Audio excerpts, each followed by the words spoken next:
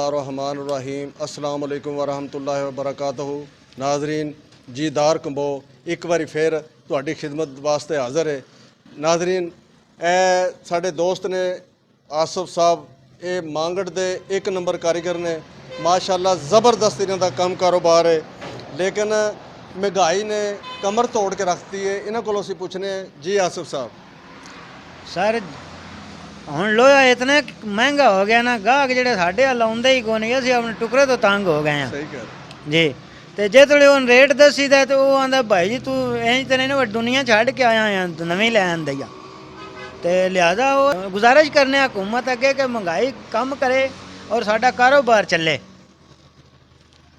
नाजरीन ये आसफ साहब ने जिसले देखो इन्होंने कोई रेट कोई खिड़कियां या दरवाजे बनवाने वास्ते आंदा है ना, ये उसनों दसते ने ना, वो एक बारी तो वो चीखते ने ना गाहक कि जी इतना महंगा हो गया, इतना महंगा हो गया। लेकिन नाजरीन ये चीज़ां जिसले हुण मंडी शहर दे विच ये लैण जांदे ने ना, ये इतनियां कि महंगियां ने जिहदा कोई अंदाज़ा नहीं है। हुण लैण वाला बंदा है उसनों तो इस चीज़ का नहीं ना पता कि भी चीज़ां की महंगाई कितनी हो गई है। तो ये हुण गेट तुसीं कितने दा बना के दिंदे हो?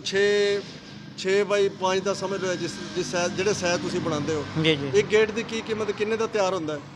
ਉਹ ਗਾਲਬਨ ਗ੍ਰਿਲ ਦਾ ਵੀ ਦੱਸੋ, ਗੇਟ ਦਾ ਵੀ ਦੱਸੋ। ਗ੍ਰਿਲ ਗਾਲਬਨ 300-350 ਰੁਪਏ ਫੁੱਟ। ਜ਼ਬਰਦਸਤ ਜੀ ਹਾਂ, ਗੇਟ ਜਿਹੜਾ ਉਹ 600 700 800 ਜਿਤਨਾ ਹੋਵੇ, ਤੇ ਉਹ ਜੇ ਅਸੀਂ ਮੁਕਾ ਲੈਂਦੇ ਹਾਂ ਅੱਗੇ ਜਾਂਦੇ ਹਾਂ, ਉਹ ਉਤਨੇ ਦਾ ਸਾਨੂੰ ਪੈ ਜਾਂਦਾ। ਹਾਂ ਤੇ ਫਿਰ ਜੀ ਹਾਂ, तो ਅਸੀਂ ਆਪਣੇ ਵਿੱਚ ਰੋਜ਼ੀ ਲੈਣੀ ਹੁੰਦੀ, ਉਹ ਵੀ ਨਹੀਂ ਮਿਲਦੀ, ਬਲਕਿ ਮਕਰੂਜ਼ ਹੋ ਜਾਈਦਾ। ਤੇ ਕਿੰਨੇ ਕੁ ਬੰਦੇ ਮਾਸ਼ਾਅੱਲਾ ਤੁਹਾਡੇ ਕੋਲ ਇੱਥੇ ਕੰਮ ਕਰਦੇ ਨੇ? ਗਲਬਨ 2 ਨੇ। 2 ਬੰਦੇ ਨੇ ਹੈ ਜੀ।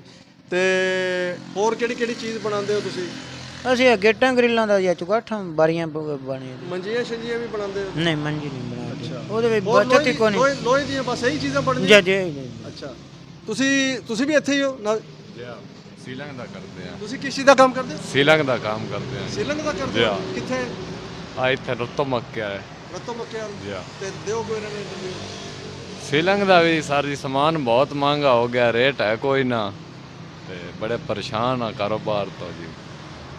ਇਮਰਾਨ ਖਾਨ ਅੱਗੇ ਜੀ ਗੁਜ਼ਾਰਿਸ਼ ਹੈ ਕਿ ਕੋਈ ਲੈਸ ਕਰੇ ਕਾਰੋਬਾਰ 'ਚ, ਕੋਈ ਹਰ ਚੀਜ਼ ਸਸਤੀ ਕਰੇ। ਅਸੀਂ ਤਾਂ ਬੜੇ ਪਰੇਸ਼ਾਨ ਆ ਜੀ, ਜਦੋਂ ਦੀ ਮਹਿੰਗਾਈ ਆਈ ਹੈ ਜੀ, ਬੜਾ ਔਖਾ ਚੱਲ ਰਿਹਾ ਹਿਸਾਬ ਕਿਤਾਬ। ਨਾਜ਼ਰੀਨ ਇਹ ਦੇਖ ਰਹੇ ਹੋ ਨਾ, ਇਹ ਸਾਰੇ ਸਾਡੇ ਦੋਸਤ ਭਾਈ ਮਜ਼ਦੂਰ ਭਾਈ ਨੇ, ਇਹ ਮਹਿੰਗਾਈ ਦੀ ਦੁਹਾਈ ਦੇ ਰਹੇ ਨੇ ਕਿ ਮਹਿੰਗਾਈ ਇਤਨੀ ਹੋ ਗਈ ਹੈ। ਇਹ ਜਿਹੜਾ ਇਹ ਕੰਮ ਕਰਦੇ ਨੇ, ਜਿਹੜਾ ਇਹਨਾਂ ਨੇ ਦੱਸਿਆ, ਇਹ ਇਤਨਾ ਕੁ ਮੁਸ਼ਕਲ ਹੈ, ਉਹਦੇ ਵਿੱਚ ਇਹਨਾਂ ਨੂੰ ਕੋਈ ਪ੍ਰੋਫਿਟ ਨਹੀਂ ਹੈ, ਯਾਨੀ ਕਿ ਦਿਹਾੜੀ ਵੀ ਨਹੀਂ ਬਣਦੀ ਇਹਨਾਂ ਦੀ ਹੈ ਜੀ। ਤੇ ਇਹ ਆਸਫ ਸਾਹਿਬ ਨੇ, ਇਹਨਾਂ ਦੀ ਦੁਕਾਨ ਦਾ ਕਿਰਾਇਆ ਨਹੀਂ ਨਿਕਲਦਾ ਹੈ ਜੀ, ਕਿਉਂਕਿ ਮਹਿੰਗਾਈ ਇਤਨੀ ਹੋ ਗਈ ਹੈ।